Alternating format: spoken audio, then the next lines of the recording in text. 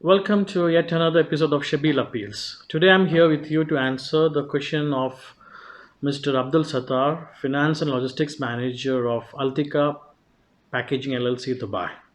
In fact, he has two questions. The first one, do we have to give notice period to employees in case if we are reducing the number of employees due to the current crisis? And the second also, is there any maximum period of unpaid leave due to this crisis? So I believe both are in connection with the present crisis. So my friend might be taking into consideration the ministerial resolution number 279 of 2020, which came few days before. Now let me tell you the answer to your question. Since it is talking about due to the crisis period, it cannot be a reason for terminating an employee or reduction of employees. Article 2 says the actions that you can take in agreement with the national workers. Those are five: implement remote working system, grant paid leave, grant unpaid leave, temporary salary reduction during the reference period, and permanent salary reduction. And also, Article 3 and 4 speaks about how we can use such employees during this period. And in fact, the termination, if it is happening, it has to take into consideration the contract which you signed, the recitals mentioned in the contract, Article 120, all those things. If you take into consideration, you may get an answer what will be the notice period. Generally speaking, it will be 1 month notice period.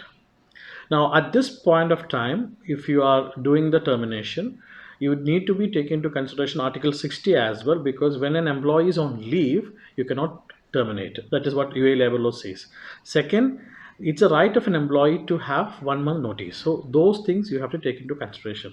I hope I answered your question. Specific answer for your question is you cannot terminate an employee where the reason is the coronavirus period. Second question, you asked about the maximum period for unpaid leave due to the crisis. As I said, Article 2 is giving the employer the right to go with this uh, unpaid leave.